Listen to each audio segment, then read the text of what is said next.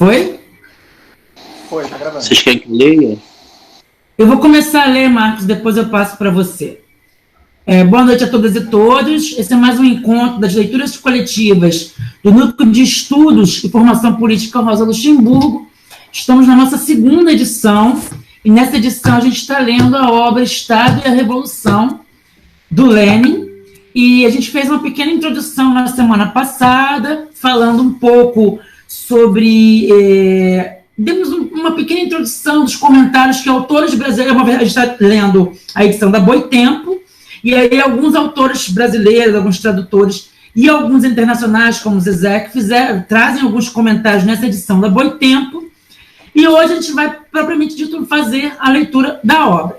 A gente vai começar hoje na versão eletrônica, na página 24, não sei quem está com a versão impressa, mas deve estar mais ou menos entre a página 23 e a página 25, porque tem essa diferença na versão impressa, e a gente vai fazer a leitura do prefácio à primeira edição, tá bom? Vou começar lendo, depois eu passo. O esquema, mais ou menos, para quem é a primeira vez que está assistindo, a gente faz uma leitura até um determinado ponto e deixa os 15 minutos finais para poder fazer comentários. Às vezes, como está sendo uma leitura muito relacionada ao tempo presente, a gente faz algumas pausas, inclusive no meio, a gente vê como é que acontece essa leitura. A gente sempre faz uma gravação e, posteriormente, a gente disponibiliza para quem não pôde participar aqui com a gente. Então, vamos lá. Prefácio à primeira edição. A questão do Estado adquire atualmente uma importância particular, tanto no aspecto teórico como no aspecto político-prático. A guerra imperialista acelerou e acentuou de modo extremo o processo de transformação do capitalismo monopolista em capitalismo monopolista de Estado. A descomunal opressão das massas trabalhadoras pelo Estado, que se funde cada vez mais estreitamente com as uniões onipotentes de capitalistas, torna-se cada vez mais descomunal. Os países avançados se transformam, falamos de sua retaguarda, em presídios militares para os operários. Os horrores e as calamidades da guerra que se prolonga tornam insuportável a situação das massas, aumentam sua indignação. A Revolução Proletária Internacional amadurece visivelmente. A questão de seu relacionamento com o Estado adquire uma importância prática. Os elementos de oportunismo acumulados durante décadas de desenvolvimento relativamente pacífico criaram a corrente dominante nos partidos socialistas oficiais de todo o mundo, o social-chauvinismo.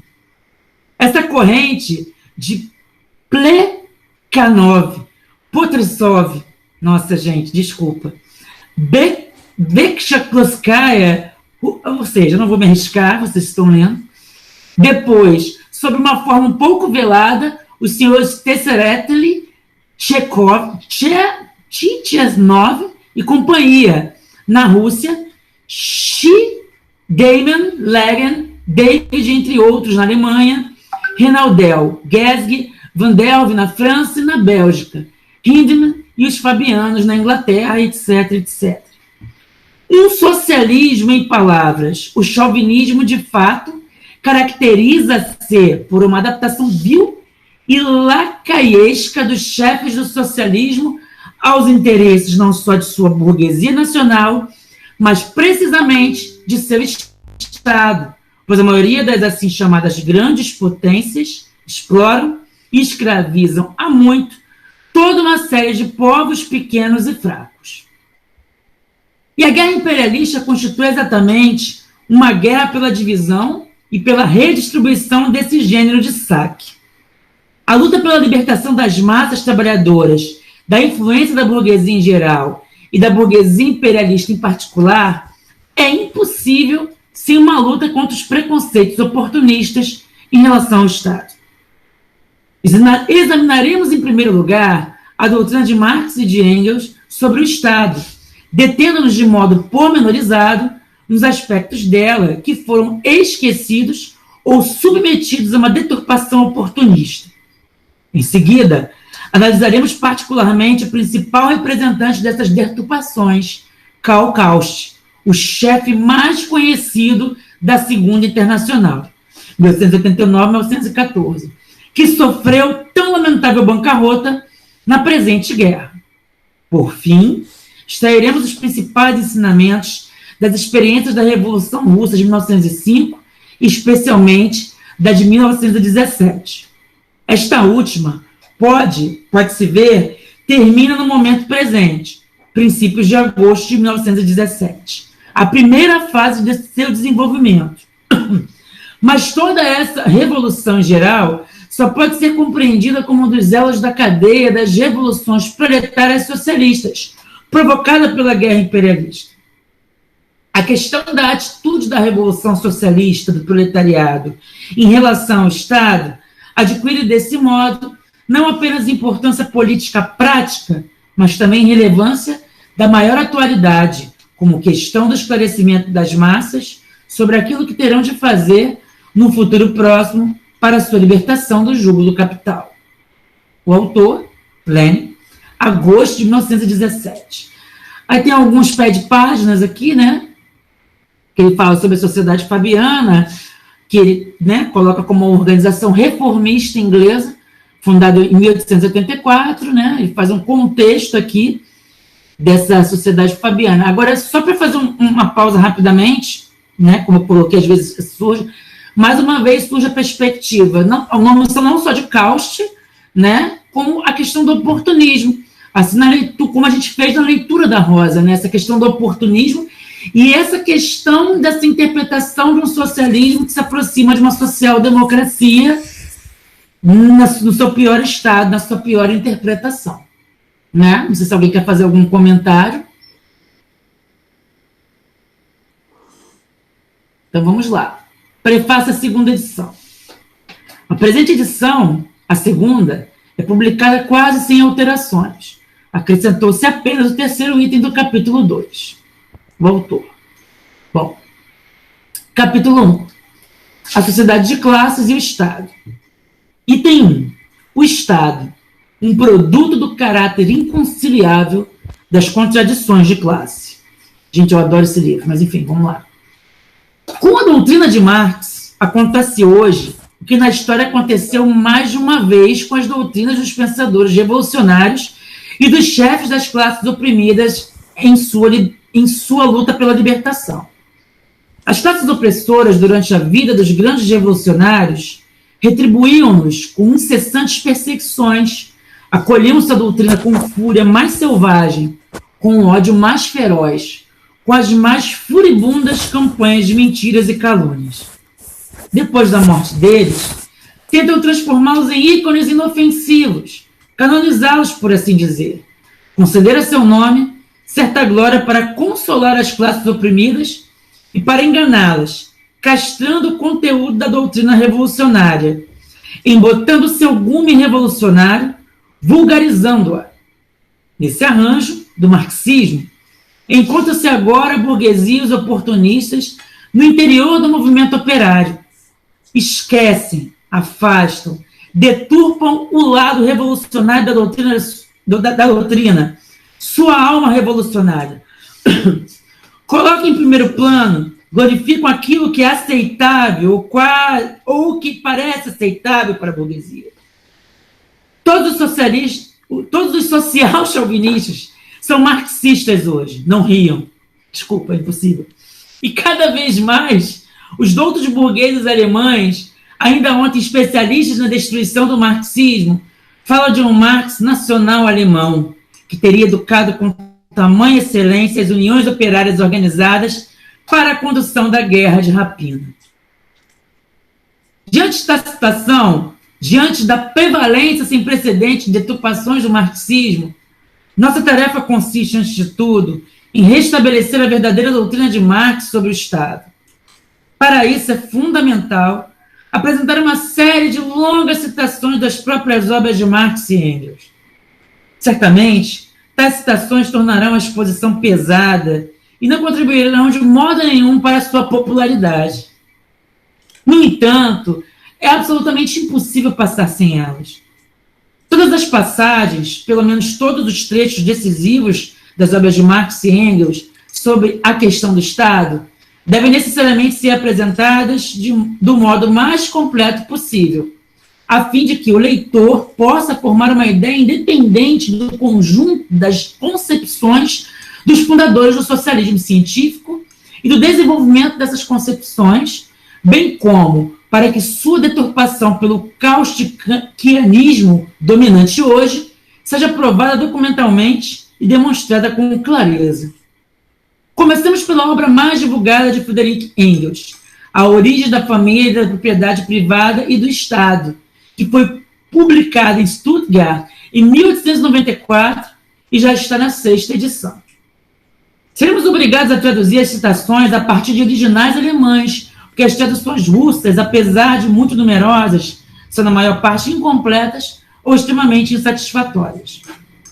O Estado, diz Engels, fazendo o balanço de sua análise histórica, não é, pois, de modo nenhum, um poder que se impôs à sociedade de fora para dentro. Tampouco é a realidade da ideal moral ou a imagem e a realidade da razão, como afirma Hegel. É, antes de tudo, citação de Engels, né? É antes um produto da sociedade, quando esta chega a determinado grau de desenvolvimento. É a confissão de que essa sociedade se enredou numa irremediável contradição com ela própria e está dividida por antagonismos inconciliáveis que não consegue conjurar. Mas para que esses antagonismos, estas classes com interesses econômicos colidentes, não se devorem e não consumam a sociedade numa luta estéril, faz necessário um poder colocado aparentemente por cima da sociedade, chamado a amortecer o choque e a mantê-lo dentro dos limites da ordem. Esse poder, nascido da sociedade, mas posto acima dela, se distanciando cada vez mais, é o Estado. 6ª edição alemã eu não vou pegar ele aqui, que o livro está aqui, que eu estou lendo ele de novo, mas é o livro A Origem da Família, Sociedade Privada do Estado. Bom, enquanto esse aqui expressa com toda clareza a principal ideia do marxismo sobre a questão do papel histórico e do significado do Estado. O Estado é o produto e a manifestação do caráter inconciliável das contradições de classe. O Estado surge onde, quando e na medida em que as contradições de classe não podem objetivamente ser conciliadas. E, inversamente, a existência do Estado prova que as contradições de classe são inconciliáveis. É justamente nesse ponto essencial e importantíssimo que começa a deturpação do marxismo, que segue duas linhas principais. Por um lado, os ideólogos burgueses, especialmente os pequenos burgueses, obrigados pela pressão de fatos históricos incontestáveis a reconhecer que o Estado existe apenas se existem contradições de classe e lutas de classes, corrigem Marx de tal maneira que o Estado aparece como um órgão de conciliação de classes. Segundo Marx, o Estado não poderia surgir nem se manter caso a conciliação de classes fosse possível. Para professores e publicistas pequeno-burgueses e filisteus, muitas vezes por meio de referências benevolentes a Marx, o Estado justamente concilia as classes. Segundo Marx, o Estado é um órgão de dominação de classe, um órgão de opressão de uma classe por outra. É a criação da ordem, que legaliza e consolida essa opressão, moderando o conflito das classes. Olha. Na concepção dos políticos pequeno-burgueses, a ordem é justamente a conciliação das classes, não a opressão de uma classe por outra. Moderar o conflito significa conciliar, não tirar das classes oprimidas determinados meios e processos de luta por meio da derrubada dos opressores. Por exemplo, a Revolução de 17, em toda a sua grandeza, na prática, como uma questão de ação imediata e, além disso, uma ação de escalas massivas. Todos os socialistas revolucionários e os mencheviques caíram imediata e inteiramente na teoria pequeno-burguesa da conciliação das classes pelo Estado. Inúmeras resoluções e artigos de políticos desses partidos estão completamente impregnados da teoria pequeno-burguesa e filisteia da conciliação. Que Estado é o órgão de dominação de determinada classe, a qual não pode ser conciliada com sua antipoda, com sua classe antagonista. Isso é algo que a democracia pequeno-burguesa nunca poderá compreender. A relação com o Estado é uma das provas mais evidentes de que os socialistas revolucionários e mencheviques não são de modo nenhum socialistas, o que nós, bolcheviques, sempre demonstramos, mas democratas pequeno-burgueses com uma fraseologia quase socialista. Por outro lado, a deturpação gaussiana do marxismo é muito mais sutil. Teoricamente, não se nega nem que o Estado seja um órgão de dominação de classe, nem que as contradições de classe sejam inconciliáveis. Mas se perde de vista ou se obscurece o seguinte: se o Estado é o produto do caráter inconciliável das contradições de classe, se ele é uma força que está acima da sociedade e cada vez mais se aliena à sociedade, então é evidente que a emancipação da classe oprimida é impossível não só sem uma revolução violenta, mas também sem o extermínio daquele aparelho do poder de Estado que foi criado pela classe dominante e no qual está encarnada essa alienação.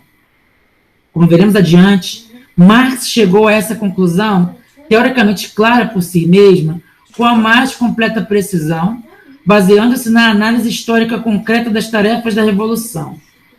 E foi justamente essa a conclusão de Cauchy. Mostraremos em detalhes na exposição a seguir, esqueceu e adulterou.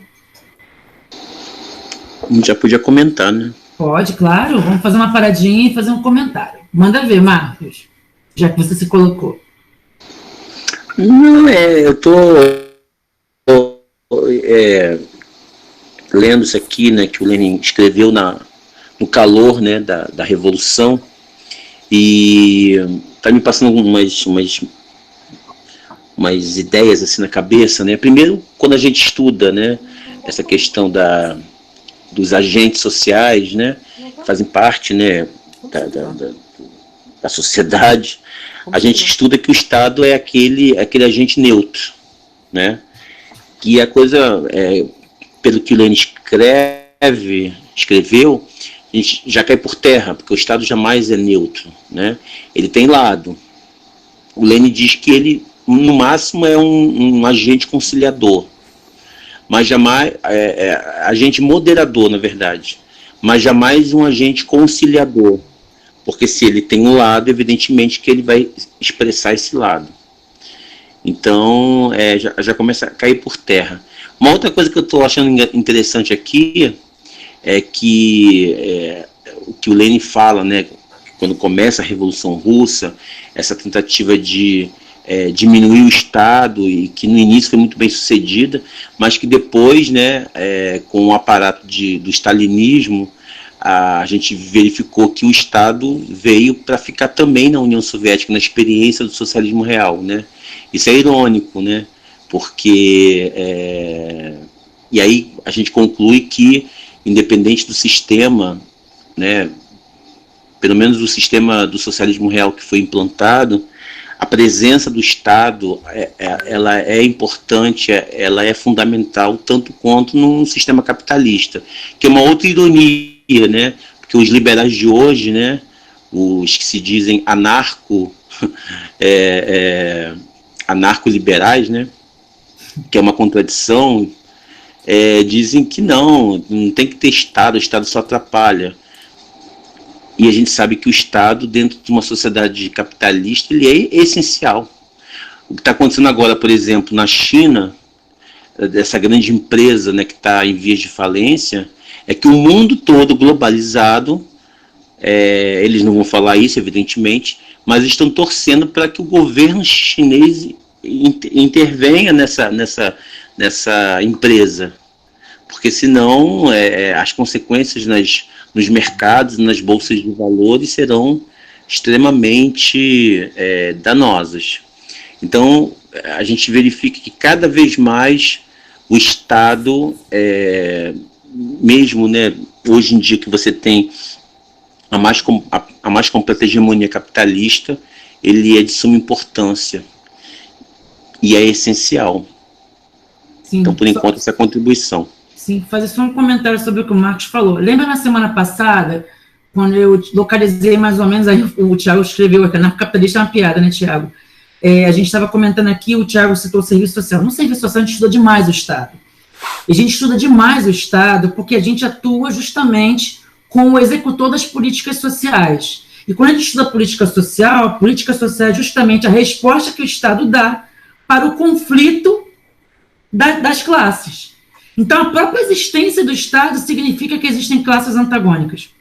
Quando a gente ouve os liberais dizendo que a sociedade é harmônica e que não existe, que o Estado é neutro, porque quem diz que o Estado é neutro é a teoria do Estado pequeno burguesa, como diz Lênin, liberal, ele diz que o Estado é neutro, que o Estado não intervém, porque quem faz a regulação das relações sociais é o mercado, não é o Estado. E isso é um falseamento, porque quem fez, primeiramente, se a gente for estudar a origem dos direitos, e o primeiro direito que surge é o direito civil, o direito de propriedade, quem faz essa regulação são as instituições de Estado. Você precisa de um Estado nacional, né? Você precisa da formação de Estados nacionais para regular, primeiramente, a acumulação das riquezas no capitalismo comercial e, posteriormente, no capitalismo que a gente conhece. Você precisa de um Estado nacional para poder regular, inclusive, a instituição da propriedade, da subtração da propriedade, que é um roubo, é o momento Proudhon, né? Toda propriedade é um roubo. Posteriormente, você precisa que as pessoas que são donas da propriedade exerçam um poder sobre esse Estado, que é o poder político, e o último poder, que estou em uma maneira de Marshall, né? Depois, quem quiser, eu posto lá no grupo sobre as teses de Marshall, que hoje já está bem superada. Você pode pensar a teoria do Estado. O que a gente colocou na outra semana, que o Lênin coloca, e aí é baseado na leitura do Marx, que o Estado é o comitê executivo da burguesia. Quem mais precisa do Estado é o capitalismo. Você sabe quem não precisa do Estado? A classe trabalhadora.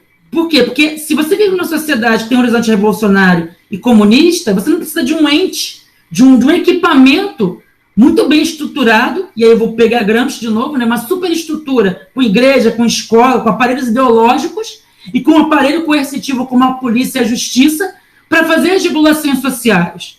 Isso parece idealizado, mas isso é um momento muito... é um horizonte que se desejaria. Então, assim, a supressão não é só do capitalismo, é a supressão daquele equipamento que dá base para isso. Entendeu? Então, como você pode pensar em ter um socialismo com o Estado? Aí eu acredito que o Lênin vai desenvolvendo aqui elementos dessa contradição. Manda ver, Thiago, pode falar. Eu descanso minha voz. Eu tinha alguns comentários esparsos para fazer, gente, então até peço desculpa já de antemão se eles vão soar um pouco desorganizados. Não tem problema, manda ver. Tem três questões, eu acho, que eu gostaria de chamar a atenção nesse trecho. Né? A primeira é aproveitando o gancho aí do Marcos e da Janice sobre a questão do anarcocapitalismo, entre muitas aspas. E, enfim, anarcocapitalismo, na verdade, é um exagero do liberalismo, né? É isso que está em jogo. E eu acho interessante que o Lenin, citando o Engels, inclusive, né, ele fala que o Estado ele é a encarnação da alienação, né? E ele usa alienação nesse trecho especificamente entre aspas, mas eu acho que nem precisaria dar aspas. Por uma outra questão, né? Eu acho que quando os liberais falam que o Estado tem que ser mínimo, o Estado só atrapalha, e quando vem lá os anarcocapitalistas e vão ao extremo e falam que o Estado não deveria existir, porque ele só impede a liberdade das pessoas, da ampla circulação, etc., o que está em jogo por trás e por baixo é o processo mais básico daquilo que Marx definiu como alienação, né, que é o ocultamento das relações de produção através de uma supervalorização das relações de circulação. Então tudo se passa como se não existisse produção, ou como se a produção fosse só uma espécie de coisa secundária das relações de troca de uma sociedade, e que essas relações de troca, que são a sociedade, de acordo com esses liberais, estão sendo atrapalhadas pelo Estado. Né? Então isso não é a alienação entre aspas, não, é a alienação diretamente. É o ocultamento das relações de produção através da supervalorização das relações de circulação. Exatamente, fetichismo, exatamente. Mas aí tem outras duas coisas que eu queria falar com relação a esse trecho que eu acho não exatamente problemáticas, porque eu acho também que a gente tem que colocar as coisas no seu devido contexto histórico, mas que eu, como antropólogo, gostaria de discordar ou pelo menos questionar até certo ponto, né? A gente vê que ele está, desde o começo, tentando demonstrar, né, através da citação de Engels e Marx, etc., mostrando como na análise marxista da sociedade capitalista, o Estado ele emerge como um produto das contradições de classe e ele serve de alguma forma para tentar não fazer com que as contradições de classe levem justamente ao fim do capitalismo, né? Então o Estado serve como um aparelho da classe dominante para manter a sociedade funcionando mesmo com as suas contradições que são inconciliáveis. E eu acho curioso porque ele faz uma análise da formação histórica do Estado enquanto ferramenta que emerge da sociedade, mas ele não abre o questionamento sobre o que é, afinal de contas, uma sociedade. O que a gente quer dizer com sociedade quando a gente fala que existe uma sociedade da qual o Estado emerge?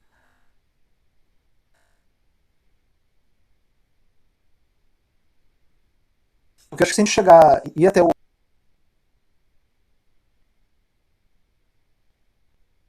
Thiago, ou você caiu ou tá pipocando, não sei. A gente parou de te escutar. Foi minha internet, eu acho, gente. Agora voltou, né? Tá. Desculpa. Sim. Porque eu acho que quando a gente leva até o limite a crítica marxista, né, da sociedade de classe, a gente percebe que a própria sociedade, enquanto elemento conciso, não existe. O que existe são classes antagônicas, né? Então acho que só queria fazer esse pequeno ponto aí. Enfim, está no começo do livro, eu não sei como é que ele vai desenvolver isso depois. E outro ponto que eu gostaria de desenvolver é que eu acho essencial a gente também localizar historicamente de quais sociedades capitalistas a gente está falando, né? E eu entendo que para o Lenin e para o Marx e para o Engels é importante ter uma teoria geral, obrigado, uma teoria da universalidade do capitalismo, mas eu acho importante também hoje, depois de toda a experiência de colonização que a gente tem, perceber que se para as sociedades capitalistas o Estado emerge das sociedades uma tentativa de esconder as contradições de classe, existem lugares do mundo em que o Estado, sim, ele chegou de cima para baixo, que são os estados que foram criados, inclusive, enquanto estados, a partir do processo colonizatório. Aqui no Brasil, entre os povos originários do Brasil, não existia sociedade. Quer dizer, não existia Estado. Se existia uma sociedade, é outro ponto a ser desenvolvido. Será que existe sociedade? Enfim, a gente precisa saber o que a gente quer dizer com isso, né? Mas eu citaria, por exemplo, o trabalho do Pierre Clastre, que era um antropólogo dos anos 60, 70, que demonstra como, normalmente, quando a gente está analisando populações indígenas das Américas, né, com exceção dos incas, dos maias e dos aztecas, que são essa espécie de fetiche pelo Estado fora do capitalismo, essas sociedades geralmente elas são marcadas com uma espécie de signo da falta, né? Elas não têm Estado, elas não têm economia, elas não têm indústria, elas não têm, elas são todas falta, né? E a análise que o Pierre Clastre vai tentar demonstrar, somente através da experiência dele com os Yanomami e com os Guayaquil, é que essas sociedades muito mais são sociedades contra o Estado. Quer dizer, que elas se organizam de alguma forma para impedir que surja um Estado entre elas. E eu acho que isso que é bastante interessante assim, a gente ter em mente, só para a gente não tomar a análise do Lenin como se ela fosse automaticamente universal. Porque ela é muito boa e muito precisa para a gente entender o que está acontecendo na Europa, né? Mas ela é muito. A gente precisa colocar ela em contraposição às experiências coloniais e às outras populações que existiam no Brasil e que tentam. Quer dizer, que existiam no mundo que tentam continuar existindo a despeito dessa violência do capitalismo e do Estado. Era isso que eu queria colocar. Preciso comentar. Primeiro que eu li Pierre Clastres há 10 anos atrás, quando eu fiz psicologia na FRJ. Segundo, é que tem uma crítica muito forte, porque o livro do Engels, que inclusive eu estou relendo, A Origem da Família da Propriedade Privada do Estado, ele faz uma análise do surgimento da família e do Estado a partir da análise de um antropólogo, que é o Morgan. E muitas pessoas criticam ele porque o Morgan vai falar da família havaiana, da família punulaluana, mas acaba que ele utiliza os exemplos para falar de sociedades pré-capitalistas, com essas sociedades que eles entendem até como tribais, como comunais, como primitivas. E aí, quando ele vai analisar as sociedades que seriam a base para o Estado moderno, ele vem para a greco-romana. É um clássico, né? E aí, eu vou citar um pouco aqui a Silvia Frederici, pegando um pouco do que o Tiago falou, que ela vai falar o seguinte, e aí é interessante você entender, não só essas sociedades contra o Estado, não sei se o nome do livro é esse, Sociedades contra o Estado, você quer uma coisa, não sei o que é contra o Estado. A Silvia Frederici fala que é importante a gente entender a teoria do imperialismo do Lenin para entender como, numa sociedade contra o Estado, isso, para a gente entender como essa padronização do entendimento da sociedade acaba engolindo outros entendimentos de sociedade. Por exemplo, a gente faz uma análise da sociedade humana como um todo a partir da experiência desses autores, sem analisar, por exemplo, a especificidade de um novo imperialismo que está acontecendo agora na África. Então, é impossível, até quando a gente vai analisar, e é importante a gente saber como o Estado se organiza, porque é o Estado capitalista. Tá, mas existia um Estado capitalista separado, ou a gente vai desconsiderar que o imperialismo que fez o processo na África, que está fazendo de novo agora.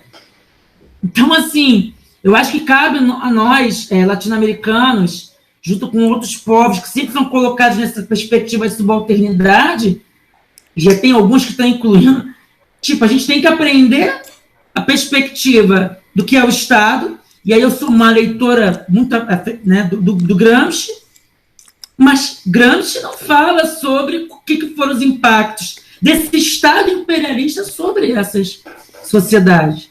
E é quase uma negação dessas sociedades. E aí eu parto do princípio de que, partindo de uma perspectiva de um socialismo científico, cabe a gente utilizar isso como base e avançar. O que me incomoda um pouco é quando gente que escreve milhões de livros em pleno 2021, ainda baseado no Engels de Morgan, que estava analisando sociedades como elas fossem primitivas. E eu até tenho um carinho por uma parte que, quando ele fala da sociedade, vai falar da questão da situação da mulher. Nas sociedades primitivas comunais, elas eram... As mulheres tinham muito mais... As sociedades eram matriarcais. Embora tenha um elemento muito complicado aqui, né? Mas o Morgan coloca que as sociedades matriarcais eram primitivas. Sociedades modernas são patriarcais. Então, assim... Posso te interromper rapidinho sobre... Só colocar uma questão sobre Morgan, que eu acho que é muito importante a gente ter em mente. É que, assim, enfim, uma pena que Marx só teve acesso à antropologia através de Morgan. Mas eu acho Morgan, assim, um péssimo antropólogo. Né? Primeiro porque ele está partindo de uma perspectiva extremamente socioevolucionista. E segundo porque ele, literalmente, e na prática, ele não fez trabalho de campo. O que ele fazia era montar uns formulários, umas fichas que ele entregava para as pessoas que saíam viajando, sei lá, gente do exército, missionários, ou até, enfim, populações, pessoas indígenas ou mestiças que estavam nas cidades, e mandava para essas pessoas irem com esses formulários, tentarem preencher, depois ele pegava isso de volta e tentava tirar as teorias malucas dele ali, para comprovar como só existe uma linha histórica possível e como as sociedades europeias estão no ápice dessa linha histórica. Tudo que existe que é diferente é primitivo. Então, enfim, exato, terceirizado. Boa noite, Campelo. Mariana, quer fazer algum comentário? Não, estou acompanhando aqui e estou satisfeito com os comentários. Boa noite. Boa noite, Campelo. A gente está... Boa noite, Campelo. Boa noite. A gente desculpa, perdão. Tranquilo, meu amor. A gente está lendo o ponto 2, já, a gente leu o primeiro ponto, está fazendo comentário sobre ele. Aqui na versão online, é na página 31. Marcos, você está online, você pode ler para mim, meu bem? Estou com a voz cansada. Posso, só vocês têm que ter só um pouquinho de paciência por 2 motivos. Primeiro que eu estou no celular, e segundo que a internet aqui também no Rio está meio instável. Eu não tenho problema, eu leio para você, tá? Pode não, ser. eu leio. Deixa eu só me... então, tá peraí, vamos lá. Qualquer coisa, se não der, eu paro. Beleza. Vamos lá. Ponto 2. Destacamentos especiais de pessoas armadas, prisões e etc. Distinguindo-se da antiga organização gentílica de tribos ou de clãs, prossegue Engels. O Estado caracteriza-se, em primeiro lugar, pelo agrupamento de seus súditos de acordo com uma divisão territorial. Essa divisão nos parece natural, mas exigiu uma longa luta. Acabou aqui.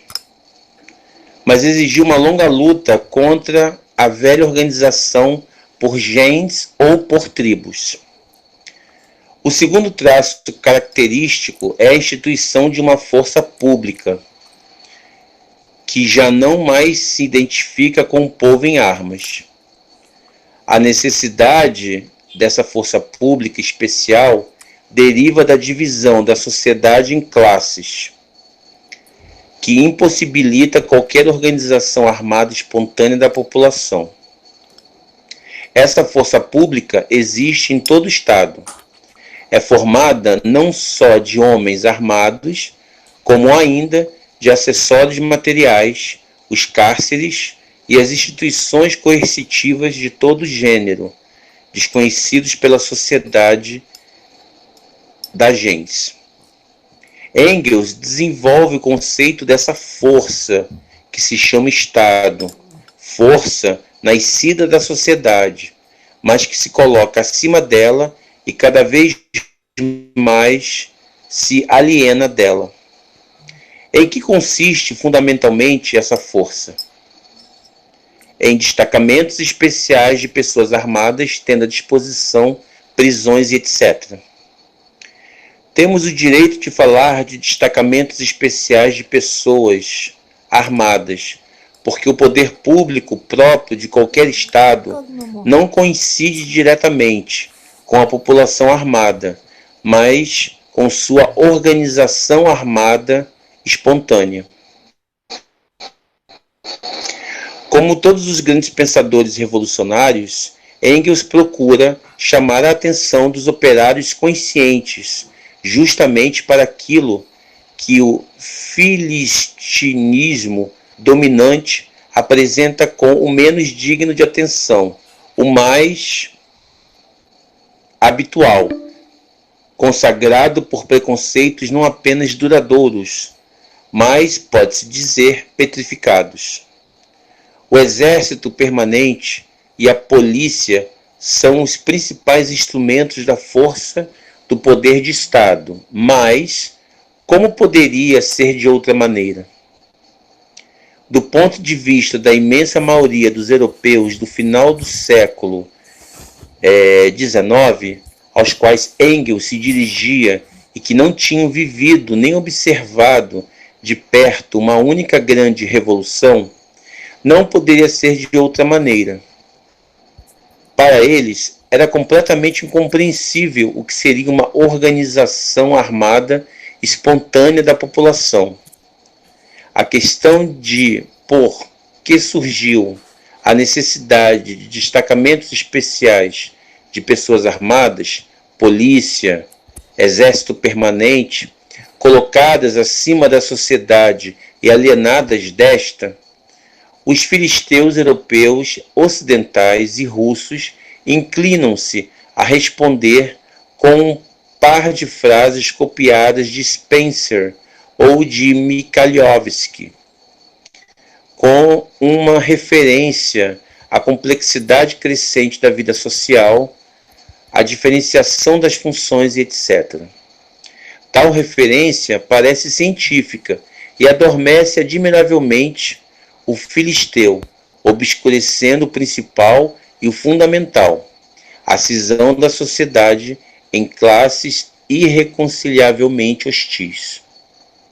Sem esta cisão, a organização armada espontânea da população seria diferenciada em razão da complexidade, do nível elevado da técnica, etc., apresentados pela organização primitiva de um bando de macacos armados de paus, pelas populações originais ou pelas pessoas associadas na sociedade de clãs, como se tal organização fosse possível. Ela é impossível porque a sociedade da civilização está cindida em classes hostis e, além disso, irreconciliavelmente hostis, cujo armamento espontâneo conduziria a uma luta armada entre elas.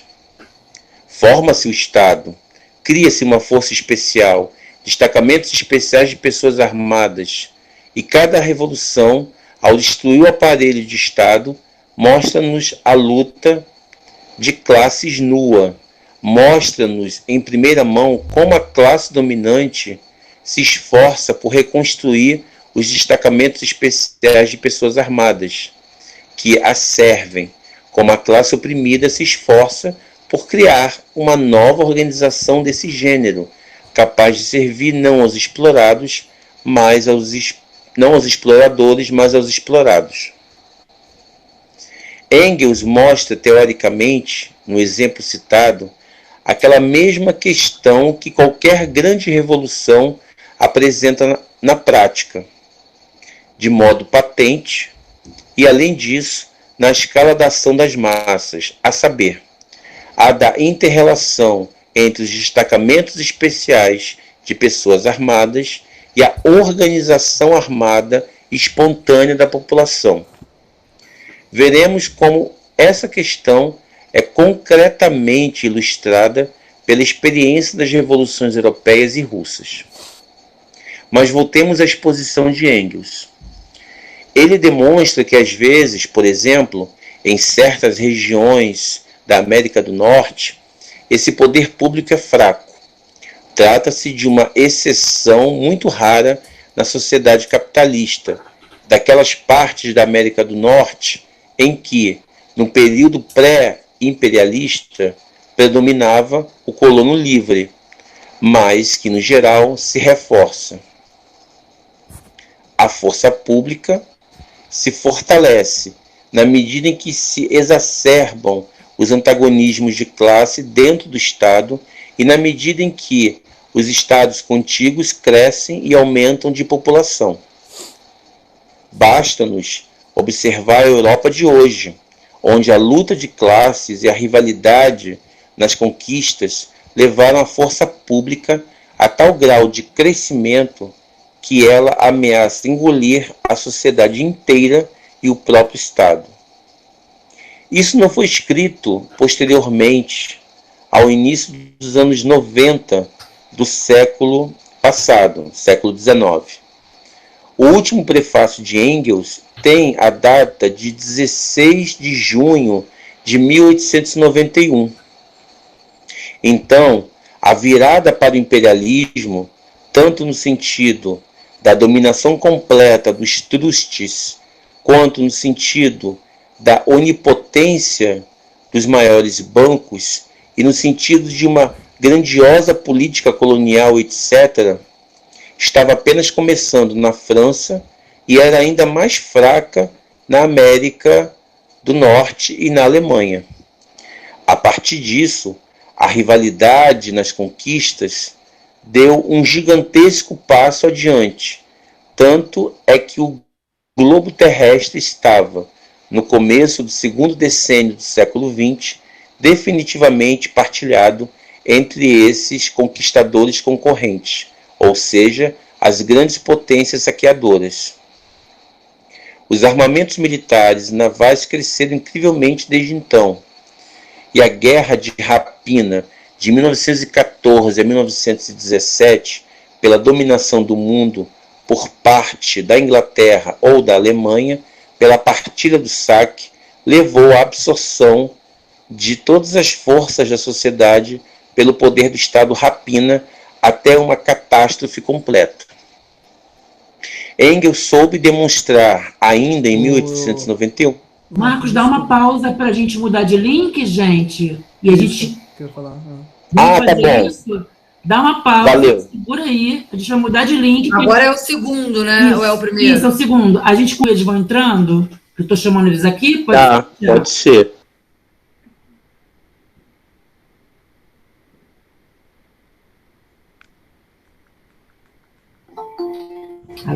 Lucas entrou. Pode continuar, Marcos. Então vamos lá. Engels soube demonstrar, ainda em 1891, a concorrência de conquistas como um dos mais importantes traços distintivos da política externa das grandes potências. E nos anos de 1914 a 1917, quando justamente essa concorrência, muitas vezes agravada, engendrou uma guerra imperialista, os canalhas do social-chauvinismo acobertaram a proteção dos interesses expoliadores de sua burguesia com frases sobre a proteção da pátria, sobre a defesa da República e da Revolução e assim por diante. O Lenin, nesse ponto, ele pega mais pesado que a Rosa, né? Ele chama de social-chauvinismo, né? O pessoal da social-democracia alemã. Porcos, né? São porcos.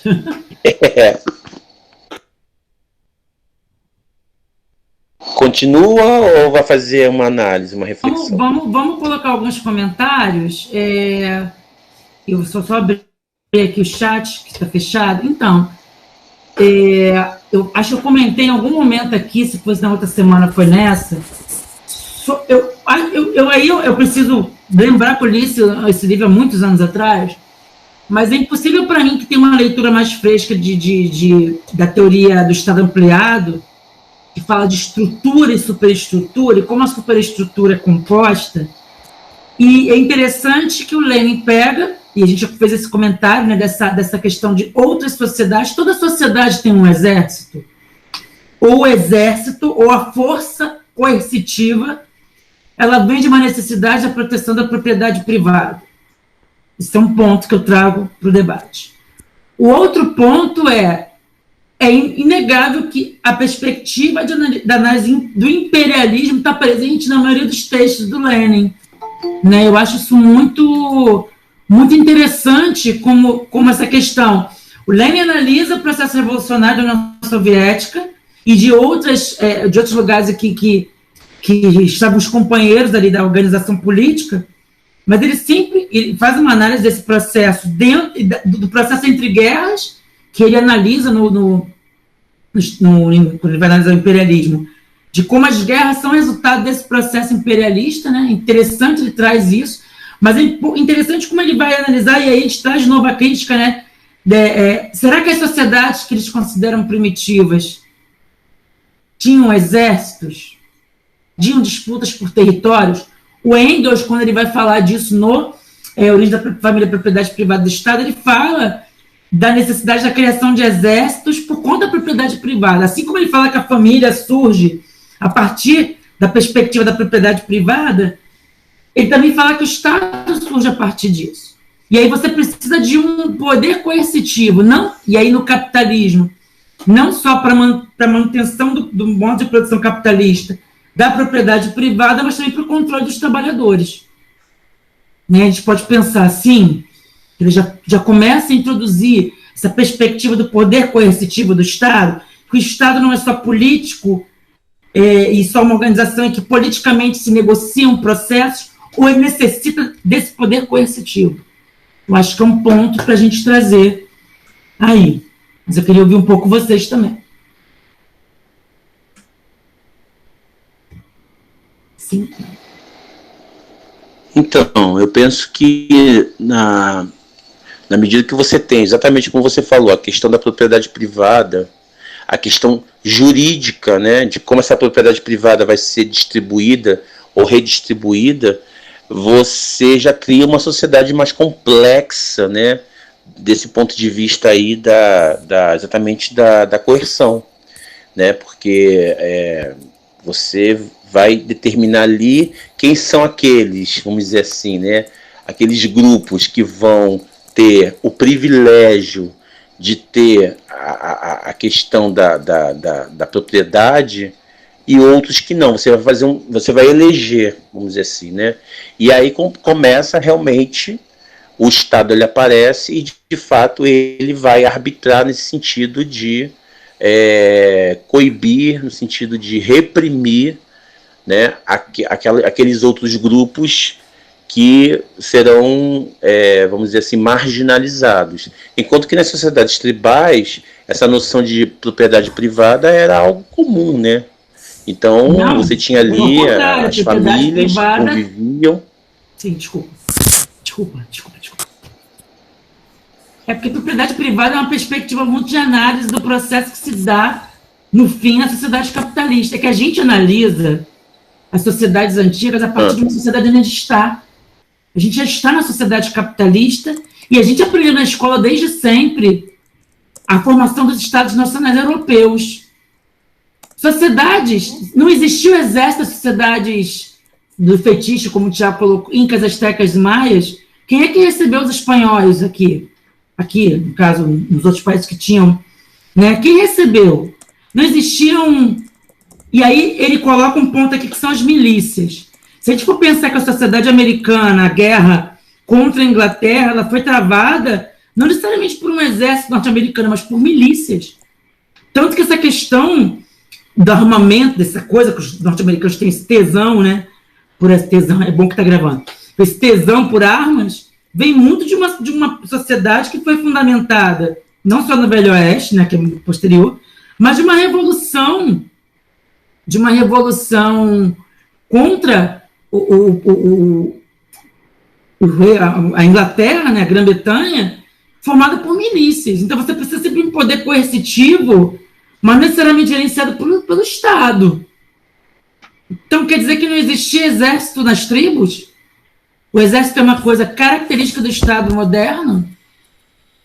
A gente está avançando nessa crítica, né? A gente está colocando como se a gente tivesse um domínio da perspectiva que o Lenin está colocando. Mas eu acho que o Tiago traz um ponto interessante, dá para a gente pegar, e eu acho que dá para a gente pegar uma perspectiva, por exemplo, ele colocou 2 pontos. O exército, numa formação de um Estado, como a gente já conhece, esse Estado que a gente vive, inclusive, essa organização de um Estado capitalista, e a necessidade para a manutenção de certas características desse Estado, de um poder coercitivo. O que ele coloca aqui que eu acho interessante é que o poder coercitivo tem que ser sempre gerenciado pelo Estado.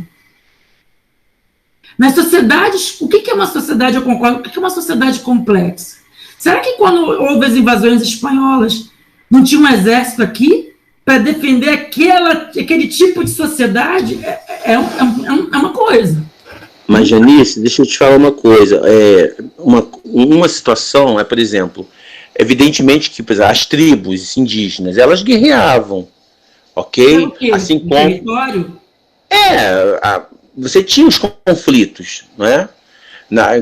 Como nas tribos africanas, mas existia uma certa, vamos dizer assim, paridade, vamos dizer assim, não sei se esse é o termo correto, uma certa igualdade de forças, que quando os europeus vêm para o continente americano, isso não existe. Porque você tem ali toda uma tecnologia. O que é tecnologia? Agora eu falei, vou Tiago, o que é tecnologia? Não, mas você está entendendo. A tecnologia no sentido... Eu entendi, é que a gente tem que tirar um pouco... Gente, desculpa, eu estou adorando as provocações da Janice. Porque a gente tem que parar um pouco... Não, eu também gosto. Vamos lá. Se a gente for analisar pela perspectiva da produção, do trabalho ontologicamente pensando, todos os povos, todos os homo sapiens, e hoje tem discussão se é homo sapiens mesmo, se não tem os neandertais por aí, na medida que eles pegam uma pedra e tentam quebrar o coco, eles começam a polir a pedra e veem que fica... Aquilo é tecnologia. Né?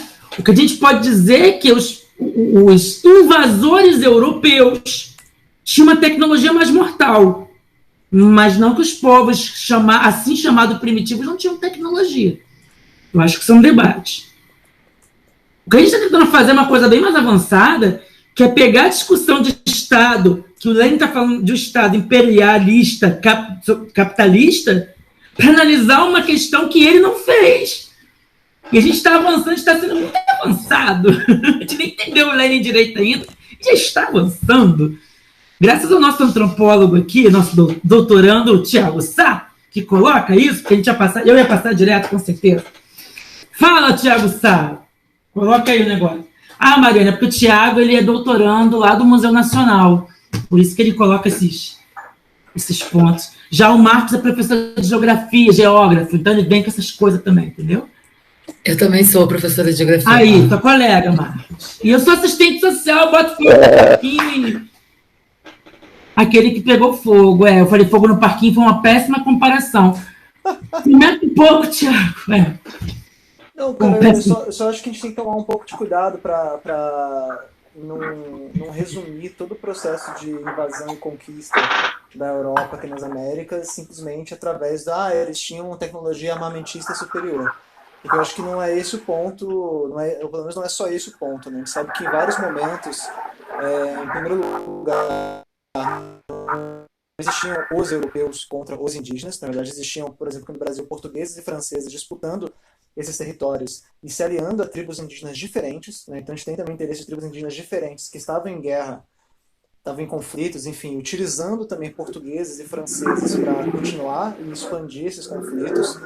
E a gente tem todo um processo também de extermínio através de guerra biológica, né? No sentido mais geral, que vai muito mais além simplesmente do fato eles tinham rifles e os indígenas não, tá ligado? Porque não é essa a questão, né? Quando a gente tem, por exemplo, a conquista do México, que foi todo um império, na verdade, composto por diferentes etnias, diferentes populações que estavam em relações quase meio que de vassalagem com o Estado azteca. Isso tudo aí foi conquistado, desmantelado pelo Hernán Cortés com 500 pessoas, que infelizmente é essa relação. Se utilizou muito mais de táticas de guerrilha, de guerra biológica, de intriga, do que realmente, simplesmente, eles têm rifles e canhões e os aztecas não têm. Né? Isso estava em jogo. Os caras, exatamente, estupros, casamentos também, os caras claramente pegavam corpos e jogavam nos containers de água das pessoas, sabendo que eles tomaram essa água depois sem perceber que tinham corpos ali no córrego, ia matá-las, tá ligado? No Hernán Cortés, por exemplo, ele se aliava com essas populações vassalas ao Estado azteca, com a promessa de que estaria libertando-os para depois usar essa galera como bucho de canhão. Então, assim, é muito mais complexo do que só rifle, tiro, porrada e bomba, sabe? E aí, só para aproveitar esse gancho aí, cara, esse lance de sociedade complexa, volta a colocar a questão da Janice, assim, complexa em que sentido, exatamente? A complexidade de uma população como, por exemplo, os Kuikuro, com os quais eu faço pesquisa no Alto Xingu, é muito mais ampla do que essa estética caricatural que a gente tem do dia do índio, por exemplo, sabe? Toda essa noção de tribo, clã, isso aí está muito mal colocado pela literatura sociológica e antropológica do século XIX, e que, infelizmente, se a antropologia durante o século XX fez o esforço de tentar rever esses termos, isso não chegou um pouco ao senso comum, a gente continua repetindo esses sensos comuns. E por último, eu queria só reforçar o que eu coloquei no chat, que é um pouco o erro, um pouco que o Lenin comete. Enfim, tudo bem ele cometer esse erro naquela época, não passar pano, mas enfim, entender quais eram as fontes dele, mas eu não acho que é um erro que a gente tem que continuar cometendo, que é de tomar essas populações indígenas como se elas fossem uma espécie de espelho ou modelo para a gente entender como era o nosso próprio passado. Nosso não, né? Porque nós aqui no Brasil nem isso somos, mas enfim, o passado das sociedades europeias, né? As populações indígenas têm suas próprias histórias, têm seus próprios processos de transformação ao longo do tempo, e elas não são simplesmente um espelho de como é que era um suposto período paleolítico da Europa. Não é disso que se trata, bem longe disso, na verdade. Né? Tem um autor estadunidense, esqueci o nome dele, mas eu posso pegar, eu ouvi uma entrevista dele há pouco tempo. Né? Ele tenta recolocar os termos dessa questão de sociedades complexas, né? Porque é engraçado que hoje em dia a gente continua falando de sociedades complexas, só que por uma espécie de, sei lá, politicamente correto, vazio, a gente parou de falar de sociedade simples, né? Como sociedade complexa tivesse perdido o outro lado da comparação. E ele recoloca os termos do seguinte ponto, assim, que o que a gente chama de sociedades complexas, né, que seriam a civilização capitalista moderna, na verdade são sociedades em que as relações hierárquicas e de produção exclusivamente humanas são complexificadas através de uma série de aparatos burocráticos. Né? Um pouco na linha até, não que ele faça isso, mas eu estou fazendo agora um pouco na linha do Lenin, de dizer que o Estado é um aparato para impedir que o caráter inconciliável dessa sociedade se escancare. Né? Enquanto que as sociedades indígenas elas são complexas também, mas a complexidade dela está nas relações, em muitos casos hierárquicas, mas não só, que ultrapassam o universo estritamente humano. Né? Então a gente tem sociedades, vou voltar a falar sobre os Kurikuro, né? As relações que eles têm com os hiperseres, enfim, aquilo que a gente traduz às vezes como espírito, mas eu acho que é uma péssima tradução, é extremamente complexa. A relação que eles têm com outros seres vivos ali no bioma em que eles estão habitando é extremamente complexa. Na verdade, a relação que as populações indígenas têm com a Amazônia e a maneira como a própria Amazônia se desenvolveu em conjunto com essas populações é extremamente complexa também. Então, eu acho que a gente tem que usar esse termo com muitos grãos de sal em sociedades complexas. Isso aí está muito mal colocado.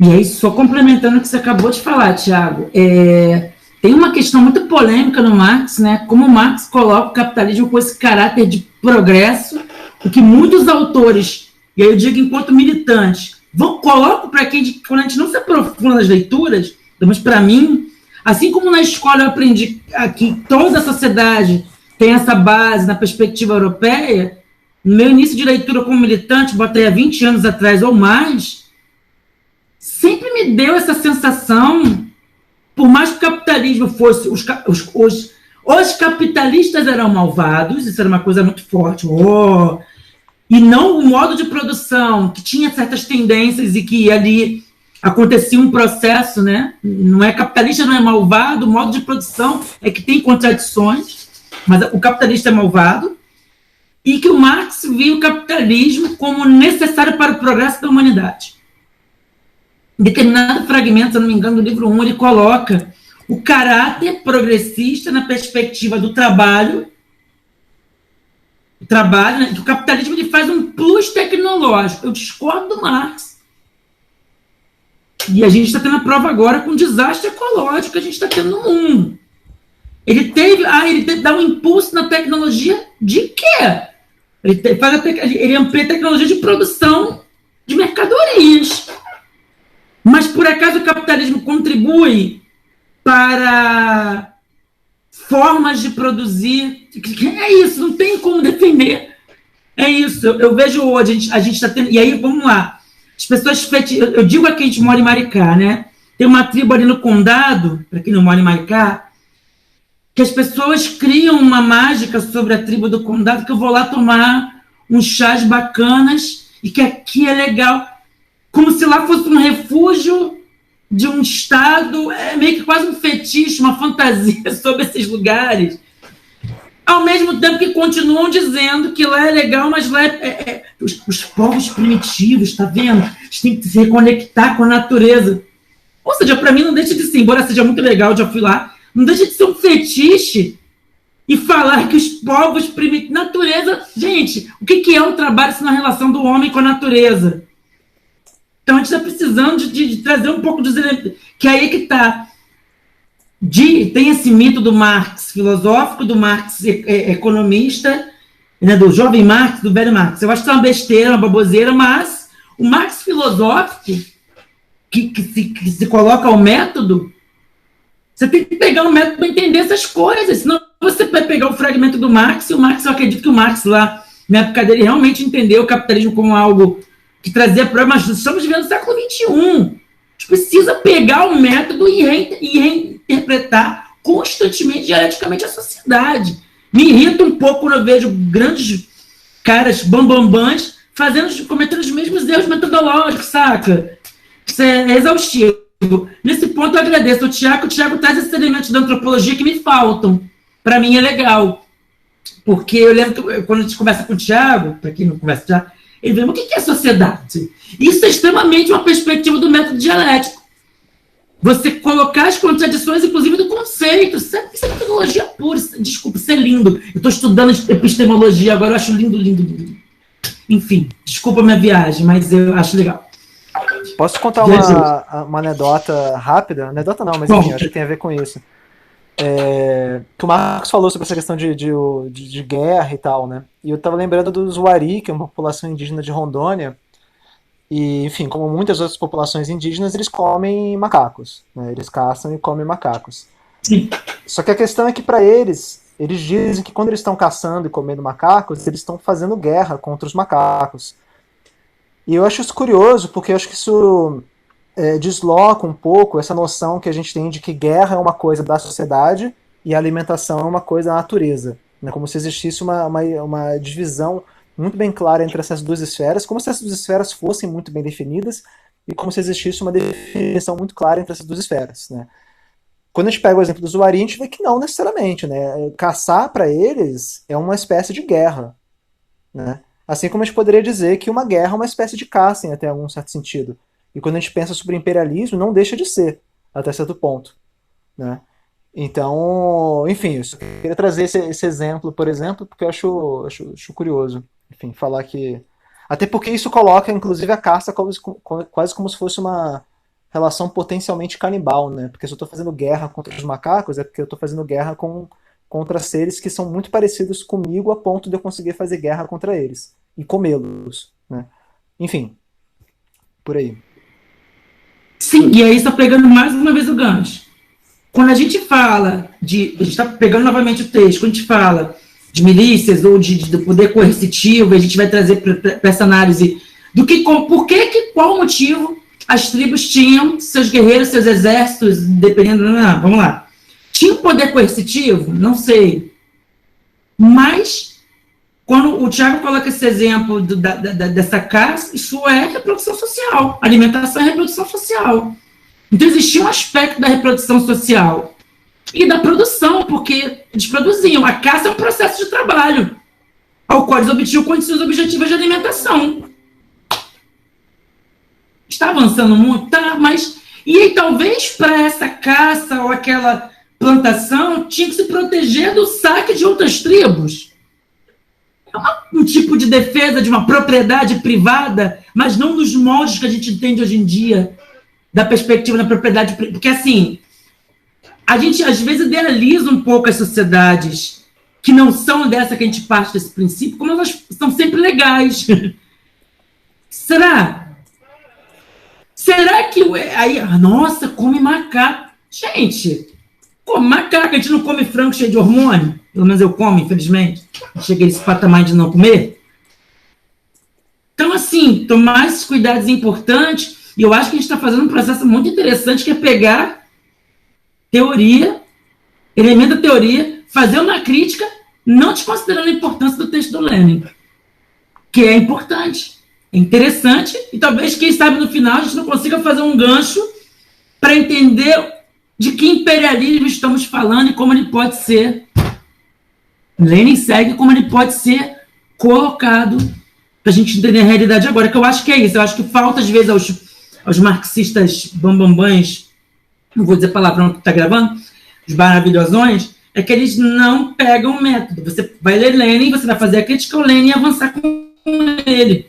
É isso que é legal, é isso que dá tesão para a gente estudar. Gente, vai dar 9 horas, vamos parar? Deixa eu só falar uma coisinha rápida. Marcos, por favor. Desculpa. Não, é só para... Primeiro, eu acho que a gente está tendo uma aula aqui, essa perspectiva que você falou do Tiago da antropologia, realmente, ela é muito importante para a gente entender, né, a questão das sociedades e do conceito e também das teorias que a Janice traz. Mas quando eu quis dizer da questão de sociedades complexas, eu acho que eu me expressei mal de fato, eu queria dizer justamente nessa perspectiva que a gente está pensando aí, que o Lenin está falando, né, da propriedade privada, Engels e Lenin estão falando da propriedade privada, essa relação mercantil, já de um capitalismo mercantil que já estava ali no século XV e XVI, quando os europeus vêm aqui do continente americano. Talvez seja isso que eu quis dizer, nessa perspectiva exatamente como que a gente está estudando aqui, da acumulação de capitais, da propriedade privada, né, e do modo de produção de um capitalismo que estava ali já posto, né, o capitalismo comercial. Então, quando você tem essa relação com outras sociedades que são complexas, sim, concordo, mas que tem uma outra relação com o território, uma outra relação com a sua própria sociedade, é nesse choque, né, nesse embate que essas sociedades europeias, que tem toda uma questão somente de um armamento mais letal, é que vem essa complexidade que eu quis falar, mas que realmente ela ficou imprecisa. Talvez seja isso. Com certeza foi isso que eu tentei falar, mas talvez não tenha ficado assim muito a contento. Não, tranquilo, Marcos. Sabe por que quando a gente fala de ecossocialismo, por exemplo, e a gente tem essa perspectiva do estudo do socialismo científico, o que a gente entende... A gente tem um gato miando aqui, tá? Desculpa. O que a gente entende por uma sociedade com progresso? A palavra progresso, ela sempre veio carregada muito da destruição da natureza. Exato. E aí, o que esses invasores de território vieram fazer aqui? Né? A gente está vivendo isso agora com o atual governo, ou desgoverno. Progresso para o Bolsonaro é um progresso do século XIX, é um progresso que destruía árvores. Ao mesmo tempo, não me venham na cúpula da ONU falar que eles estão pensando...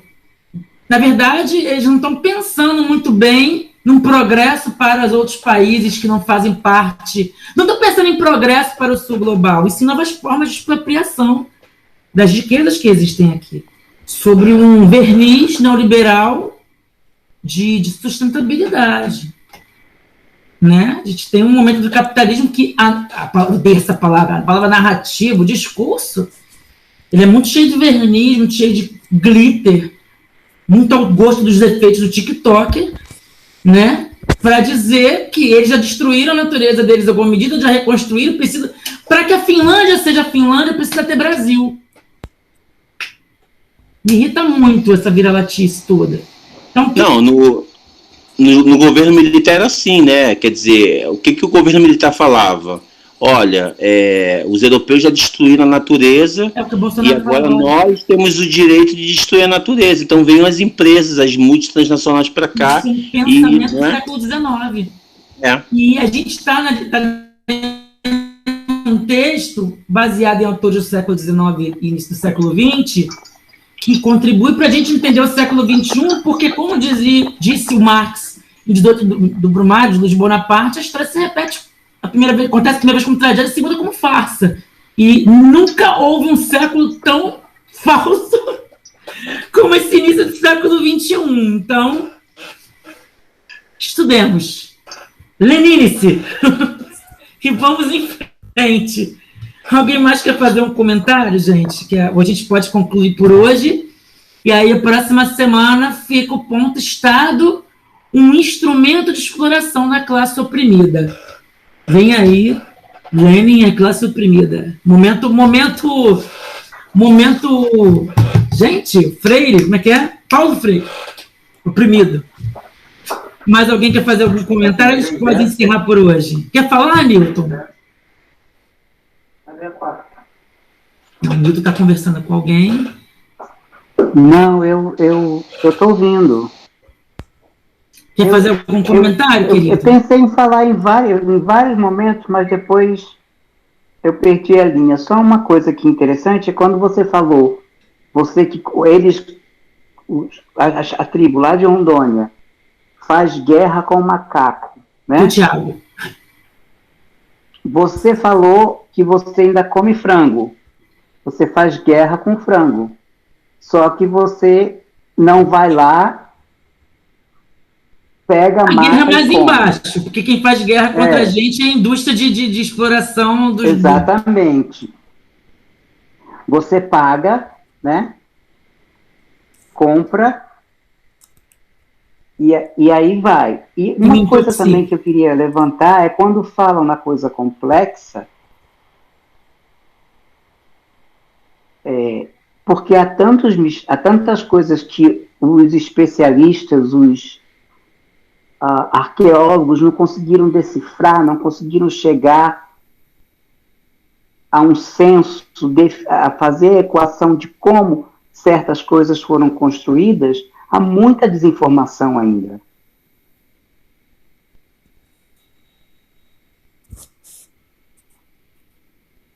Sim, porque o Thiago vai resolver, estou esperando ele. É um assunto para o Thiago. Isso é um assunto para o Thiago Sá. Aí sai o Thiago Sá assim do meio. Tá gravando isso, gente, mas enfim. Não, tem muitas coisas que eu poderia falar sobre isso. Não sei se vale a pena a gente entrar nisso agora ou se deixa pra... Não sei. Não, deixa pra próxima, não sei. Então tá bom, gente. Gente, fantástico. Quer falar, Mariana? Eu tô ouvindo, Janice. Hoje eu tô chegando, tô vendo como é que acontece, mas tô muito feliz. Ai, que bom. Hoje foi um debate muito legal. A gente conseguiu avançar muito, inclusive que bom muito complexo. Vou fazer umas anotações. Isso aqui dá um caldo maravilhoso para discutir. Concordo contigo. Colonial, assim, para uns para. Janice, o debate foi complexo. O debate foi complexo. Ai, que bom. Que bom, gente. Inclusive foi terapêutico para mim, gente. Enfim. Por mim, estou satisfeita. A gente pode deixar para a semana que vem, então. Ponto 3, pode ser? Todos de acordo? Pode ser. Então, tá já. Beleza. A gente coloca mais ou menos, para quem. O Newton, a gente está acostumado. 1 hora e meia. Mas como o debate rendeu, já são 9 horas. A gente está aqui, gente. A gente é desses. Tá bom? Mas tem dia que é mais cansativo, tem dia que é mais legal. Tá bom, gente? Nós somos científicos. Somos científicos. Sim, fazemos ciência. Tá bom, gente. Por mim, eu tô satisfeito. Beleza? Boa noite. Boa noite, gente.